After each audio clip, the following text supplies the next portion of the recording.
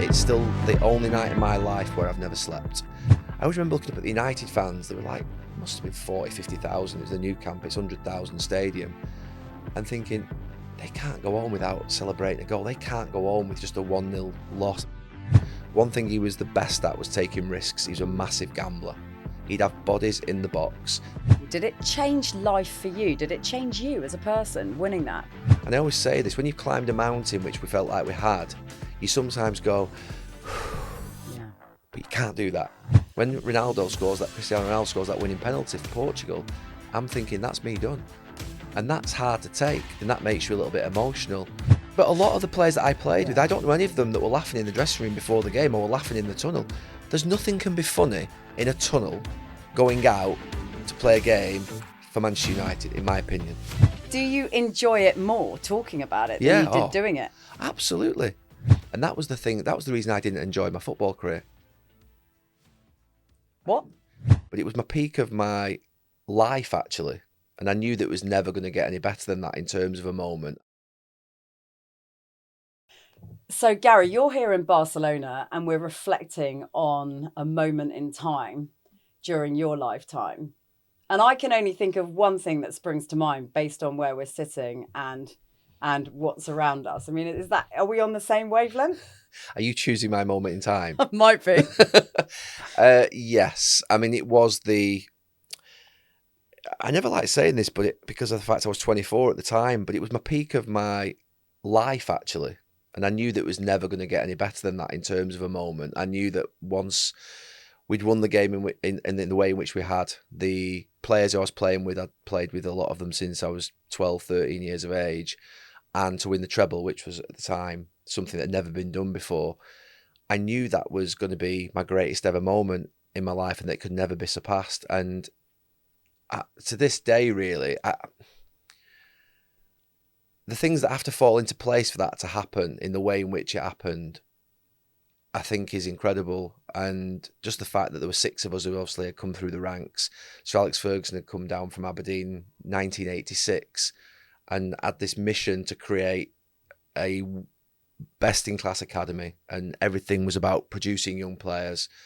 And he ripped up the 94 double-winning team in 95 to get us in. It took a massive risk. And then we just went on a education and learning for 3 or 4 years in Europe, getting beat up by some of the top teams in Europe and sort of hitting the post, hitting the bar, getting closer to quarterfinals, semi-finals, and you eventually get there. And it was mesmerising. The way in which we did it was just so Sir Alex Ferguson, so Manchester United of that time. And it's still the only night in my life where I've never slept.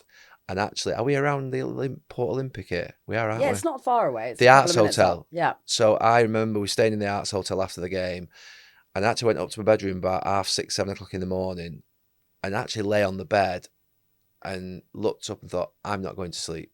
How could you? I'd had quite a bit to drink, and I went back downstairs, got a glass of champagne, and I actually remember walking along wherever the sort of marina is, and just staying up all night, all the way through. I've never had an adrenaline rush like it in my life. I remember reading something where David Beckham had said that, you know, during those years, during the 90s, you had to sort of learn how to play football again in order to win in Europe. That's a trailblazing thing for an English side to do. So how did you do it? It was like an education we were getting along the way. We were being, I said, beat up before. You know, Juventus, the German teams, they were more wise than us, streetwise, cuter, knew how to get across the line. We didn't. It was almost like we're a bit naive, actually. Yeah. And quite often it was desperate disappointment. And there's nothing like, in football, for me, you play at Old Trafford, and back then it was the away goals rule. The idea of a team coming to Old Trafford, when Dortmund scored, I can still remember Dortmund scoring, and I can still remember Monaco scoring in Old Trafford, and you know that counts double, and the silence is eerie. You've got a little pocket of fans over in the far corner, 2,000 amongst 75, and it's the worst feeling in the world. And you know at that point your heart sinks, and you know that you're going through that moment again where there's a good chance we're going to go out here, and we did. Not to probably better teams than us either. Yeah. And it was almost as if we just couldn't get across the line. There was something stopping us, something holding us back. and that we hadn't gone through that full journey of learning. And sometimes, people say now it's a process, and back then we didn't understand that. We just thought, why can't we do it? Why can't we get over the line? Why can't we get to a final? But eventually we did. So what changed? Did you just sort of grow up as a team together? Yeah, there was a growing up. There was probably getting to a point of our peak. There was the signings of Yapstam, Dwight York, Jesper Blomqvist on the left that I think strengthened our squad. Yeah. Yapstam made a big difference to us. But I think generally there was a sort of a maturity coming, and there was an element of Juventus, I always think, with a team we had to get close to, even though we didn't beat them in the final. We had to beat them in the semi-final. There was that element of we were getting nearer, you're getting nearer, and they knew we were getting nearer. And then when they go 2-0 up in the semi-final against us in the second leg in Turin, you're thinking, we're done again. And then Roy scores the goal. Yeah. And something just, the switch just flicks on. And I always remember that night that David Beckham, who was, I would say that more often than not, I'd be the one trying to G David up. It was my character, my personality, more for me really than him. But that night he said, we're going to win this. And I remember him coming up to me during the game and saying that. And we were having a tough time defensively. We conceded 2 goals in the first half. And that really sort of gave me that feeling that something's going to happen here. And the week before that, we played, I think, Arsenal in the semi-final at Villa Park in that very special game when Giggsy went and scored the goal. And I think those 2 games probably stand as the best 2 games I've ever played in for United. But we never gave in. We turned up every day. We did our absolute maximum every day. We never gave in. And we came back the day after and did it again. And that's my mantra in life. Because I always think that the team that you have is selected by the manager, the club. So actually, what do they want in return from us? It's that level of sort of commitment every single day. And I don't think I've ever been with a group of people who were as committed, who were as intense, who were as in love and passionate about that football club as we were. And I don't just say the 5 or 6 of us. You could be Roy Keane or Dennis Irwin or Peter Schmeichel or Ole Gunnar Solskjaer. No matter where you came from in that team, you grew to love that club and that team and that dressing room as much as the lads from Manchester, Bury, Salford. It was so tight, and that bond was so strong, and I think that got us over the line in the end. I think there was just a feeling of like a tidal wave almost in some ways. We were eventually going to get there, and we weren't going to be stopped. And it was that season.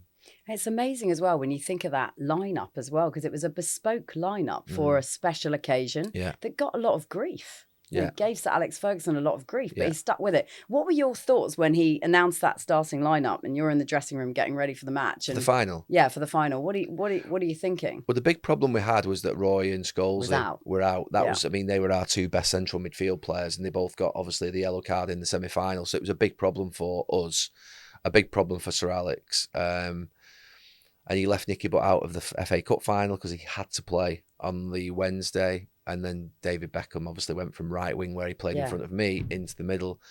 The big problem I had in that game was that Giggsy came from the left to play on the right, and Jesper Blomqvist went on the left. And almost like, like a piece of furniture that's been there that you're sitting in the house, and sort of like, where your spot is in your television. Yeah. If that moves, you're like, oh no, I can't sit here.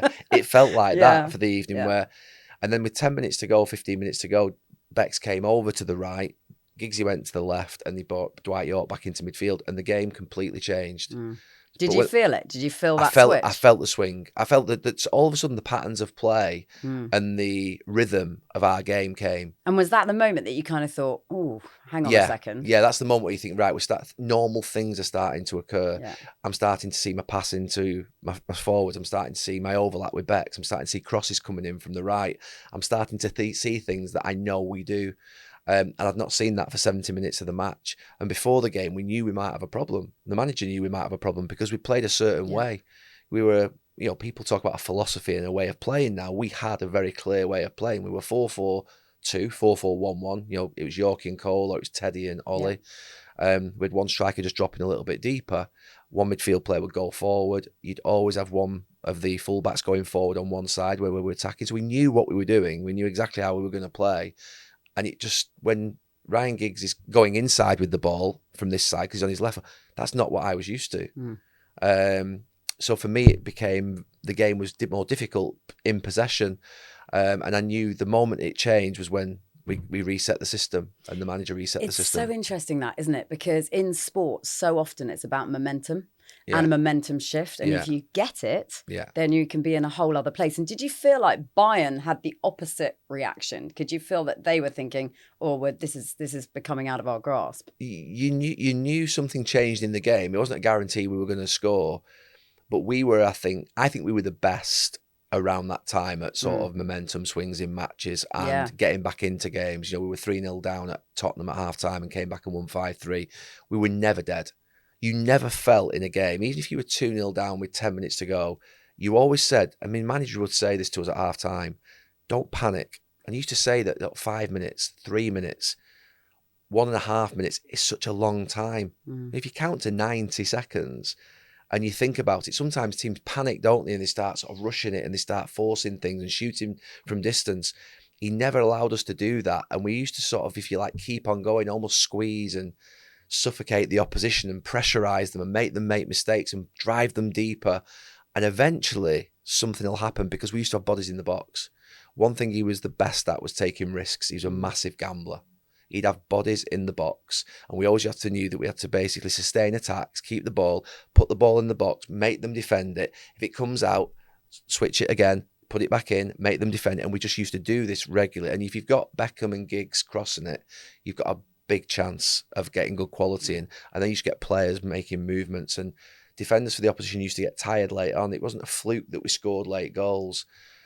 And the momentum swings in matches, you could smell it.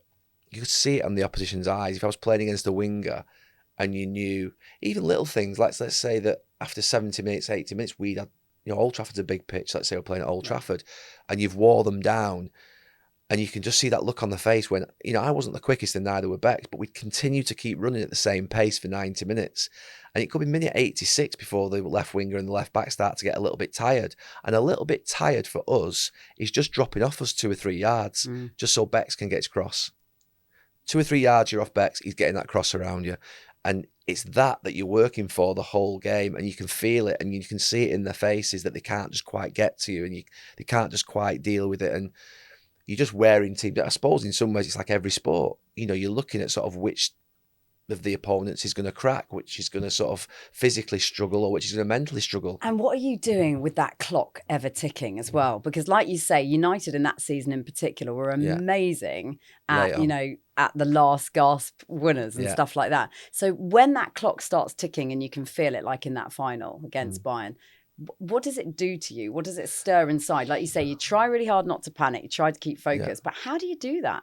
It's human nature that when you're in front and you've got 2 minutes left, you just sit back and you try and defend your position.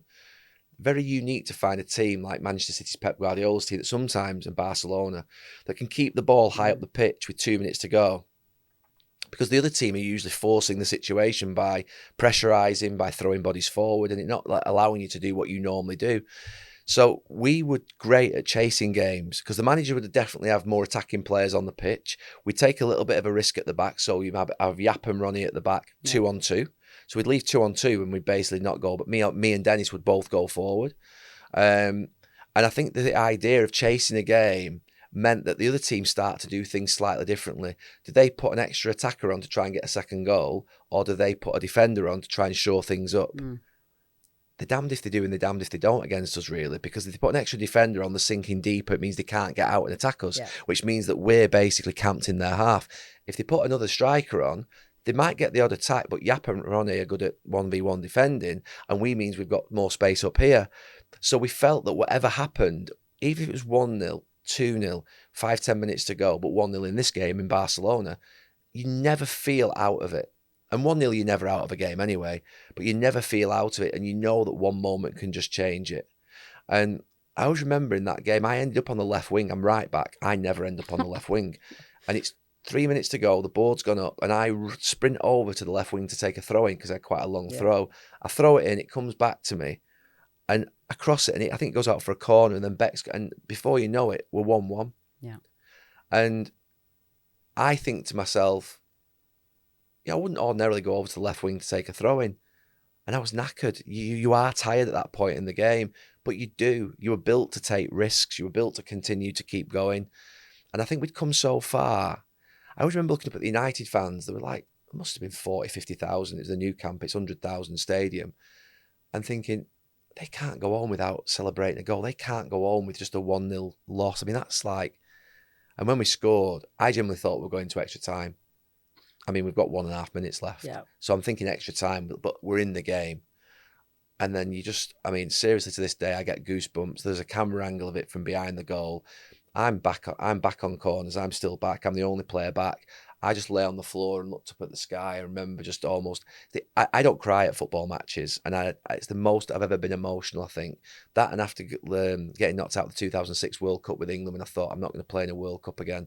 But I remember lying back on the floor and thinking, oh my God, what has just happened? Any idea, like sort of, I suppose the night before the match, like the week leading up to the match, did you sit down as a group in that sort of like group of people, like you say, that you've bonded with over all those years, you've done such extraordinary things together, you've achieved so much.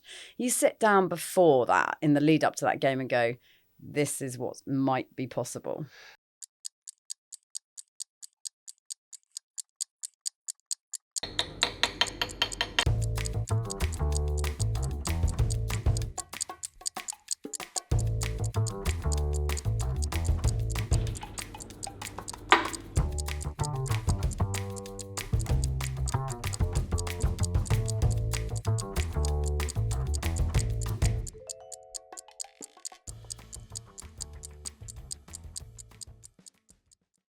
Hello, performance people, listeners. My name is Freddie Carr and I host a podcast called The Inside Tack, which is a podcast that follows the British America's Cup team, INEOS Britannia, as we get ready for the 37th America's Cup down here in Barcelona. We also follow the youth and the first ever Women's America's Cup. We would love you to like and subscribe to our podcast. Follow us on all your social media channels as we get ready for our sporting challenge of a lifetime. No, I don't think you speak about that when You you're don't talk together. about it. No, but I think you know it's there. Okay. We couldn't get away from it. The treble was thrown down our necks and sort of pushed in front of us for 3, 4, 5 weeks. The minute we got through against Juventus and Arsenal in the April with the semi-finals of the FA Cup and the Champions League, we had a month of, is this treble possible? Is this treble possible? So we couldn't get away from it. And we knew that it was on. I mean, we won the first 2 and we knew that this was the most difficult one. This was the most difficult. The manager always says once we beat Tottenham in the league on the Sunday that he felt we were confident, but this was always going to be the most difficult for us to get over the line in this game. And it was the most magical moment. And I think it was Sir Matt Busby's 80th birthday. Obviously, he passed away at that time. And seeing Bobby Charlton in the crowd with the pictures of him crying, it just felt like a magical moment, a moment just like in history that sort of never comes back.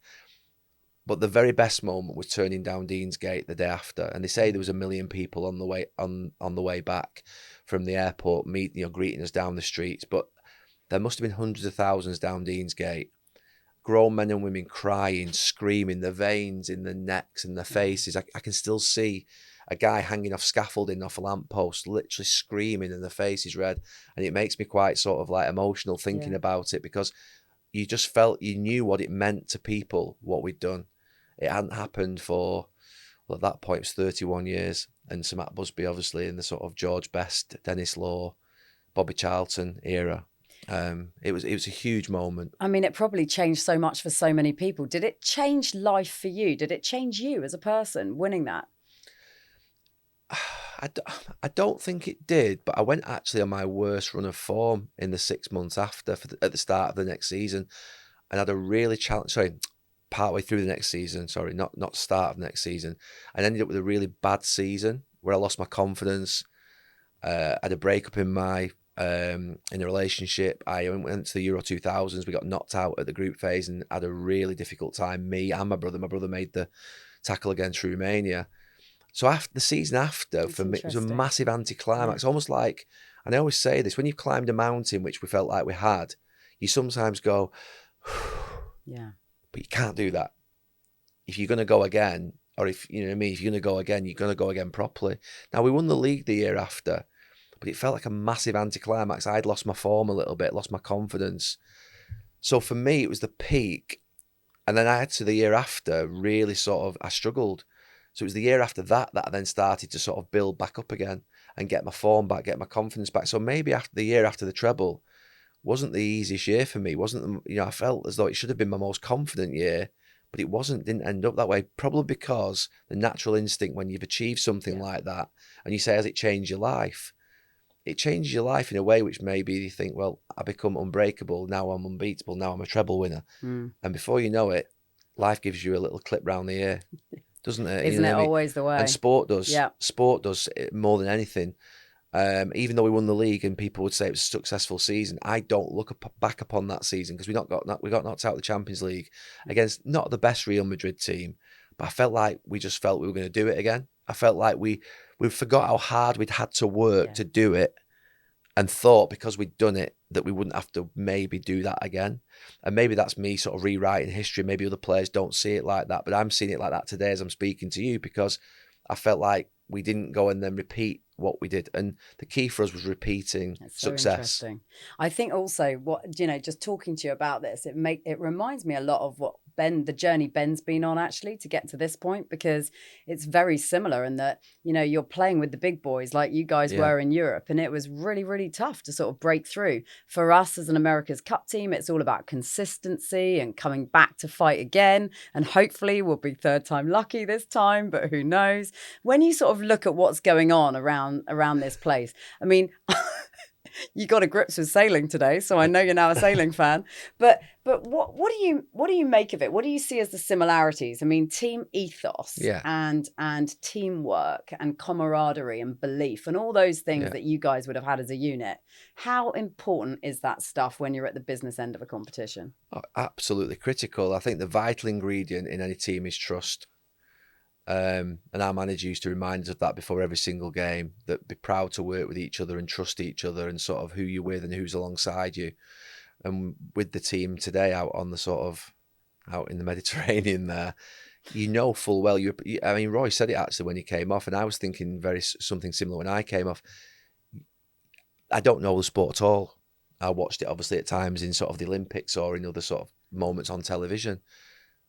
And you shouldn't never really doubt it, but you just understand the work that has to go in and the quality of people to get to a point where they know what they're doing and they're excellent at their sport. Yeah. You recognise it cannot be easy in any sport. With Hannah today, who's a double Olympic champion, and you're thinking, wow, to get to where she's got to is special. You know what I mean? It's something that's incredible. And you have to have... It's a team. I mean, there are individual sports, but this is not an individual sport. You're relying upon dozens, hundreds of people to do their jobs properly. And if if one of them doesn't do their job properly, then that could result in team failure. And that was the thing. That was the reason I didn't enjoy my football career. I didn't. It's not a shock. I've said this before. The consequence of being the person who gives the goal away. Now, there were games where after games, you enjoyed it when you'd won and you'd love it. But you never enjoy the moment of building up to a game, training during the week. You enjoy it. But the consequence of, particularly my mindset as a defender, of thinking if I concede a goal, and I'm unlikely to win my team the game, remember. So I'm more than likely I keep a clean sheet, defend well. If I give a goal away, I'm likely to lose my team the game more than I'm going to win my team the game. Yeah. That's the mindset of a defender. Now, you get people play today with complete and utter, the fearless. And I love those types of players, but I'm not the only player to say that. No. That says that actually you don't enjoy it enough whilst you're doing it, because whilst you're doing it, it's that fight and that struggle to be the best that you can be, which is never that enjoyable. And then, I was just talking to the lads, then they were talking about the cycling, and they say it's bloody hard work. Yeah. You're not sat there 20 minutes into your cycling, 400 watts, and thinking, I'm enjoying this. Even though the kind of the training and the rigour that goes into it is perhaps at times unenjoyable, the pressure of the thing, is that something that you as a sports person thrived under, loved that moment in the real cauldron? I'd like to say that yes, I did, because I went through it 600 times for United and 80 odd times for England and played in World Cups and everything. So I know my temperament allowed me to get through these moments. But I could sit here and say, yeah, I deal with pressure brilliantly and I was wonderful. But that's not how I felt at the time. You still got that level of, the team here, I've got hundreds of millions of pounds investing in them, and they feel like that pressure to succeed and deliver. Because the last thing you want to do as a sports person is let people down. Yeah. I don't want to let my family down. I don't want to let my dad down that's watching every single game. I don't want to let my captain down. I don't want to let the lads down that I've played with since I was 12. I certainly don't want to let my manager down who's believed in me. So, and then you've got these 75,000 fans and hundreds of thousands, millions that are watching on television that you know are United fans, and you don't want to let them down. You've got to make sure that you deliver. So it's actually just a bit of it's a repetitive routine that you go on every single week where you eat at the same times, you train at the same times, and you're literally going through this routine and this sort of repetition of sort of training to make sure that you're the best prepared as you go into that tunnel on a Saturday, so that you've not got doubts on you, that negative parrot on your shoulder into your head saying, I've not done something right, or we're not quite right here, or we're not quite right there. And it isn't enjoyable until you've won. I don't think it's enjoyable until you've won. Now, there were games where we'd be 3-4-0 up at Old Trafford, 10 minutes to go, and you could swan around, and you could look like you can play a little bit, and you could relax and pass. But they were few and far between. Usually you're 2-1 up, or you're 3-1 up, or you're 3-2 up, and you're there, and it's intense. And the crowd are on at you, sort of the away crowd if you're away, and the home crowd are getting a bit nervous if the other team attack, and you're thinking, so you're never really in a point of complete enjoyment. I don't know what it's like for Ben thinking, I mean, is he laughing every day and joking and happy? He's a pretty serious he's character. Serious. He's serious. He's a serious, determined character. But I think the fear of failure is as much of a driver as the quest for success, right? Honestly, this idea that I don't know how lads can laugh before a game, great that they do. You see them in the same tunnels. Temperament as Ben. No, but a lot of the players that I played with, I don't know any of them that were laughing in the dressing room before the game or were laughing in the tunnel. There's nothing can be funny in a tunnel going out to play a game for Manchester United, in my opinion. There is nothing that can make me laugh because I'm in that moment where I'm about to go on the pitch in front of 75,000 people and I have to win a game of football. What could possibly be funny? And maybe that sounds a little bit sort of like old man Gary and sort of like, relax a little bit, chill out. But it's serious. It's serious to us, serious to our coaches, it's serious to our fans. And we get criticised heavily if we don't succeed. So I don't know what can be enjoyable or funny or, it's a thrill. You're heightened. You've got butterflies and that moment's coming where you're going to go onto the pitch and you're going to enter into a sort of the football match, and that's great and I loved it. But not enjoy it. Do you understand what I mean by that? So do you, this is my final question, otherwise we'll talk forever, but do you... I will. And me. Do you enjoy it more talking about it than you did doing it? Absolutely. Interesting. I've got no wish or will to be anywhere near a football team, as in coaching or managing. I love commentating on the game. I go there with freedom.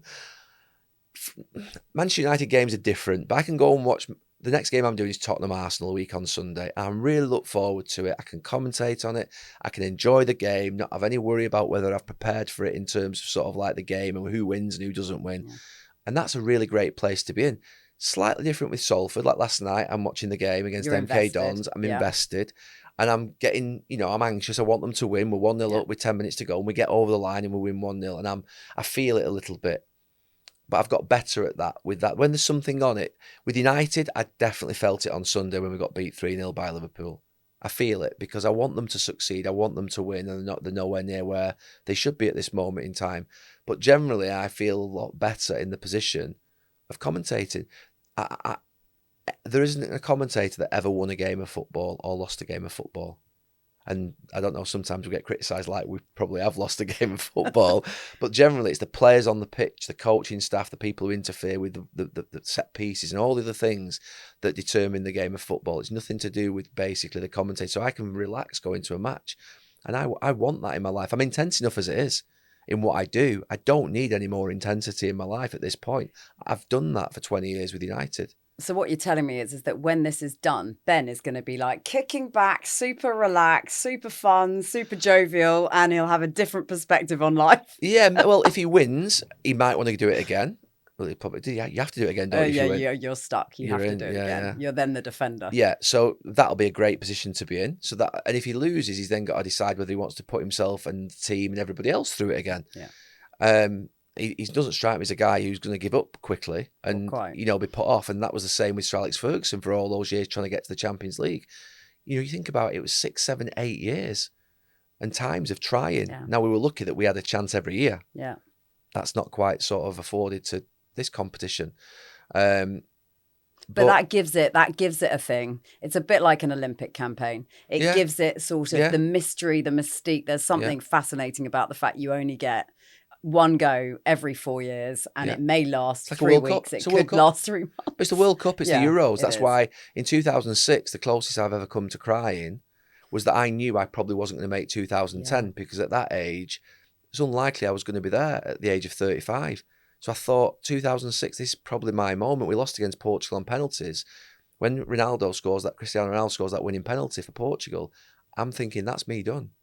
And that's hard to take, and that makes you a little bit emotional.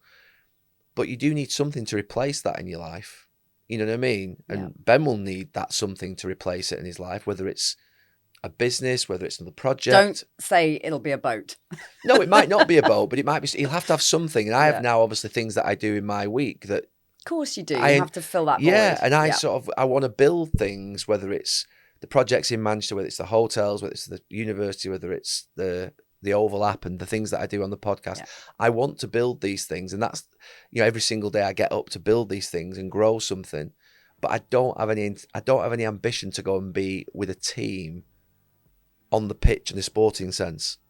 From what I've heard today, you might be called up for a little bit of sailing prowess. You might be out there with a bit of cyclore action or something like that. So don't never say never. You never know. No, Roy Keane actually said that when he came off and he'd won and got this. We did like this, I'm going to call it a sprint. It was more of an amble in the sea. It was 1 minute 21, this time trial that he won. And he said that he said Hannah had just been on to him saying basically, will you join the team? She hadn't, I can assure you of that.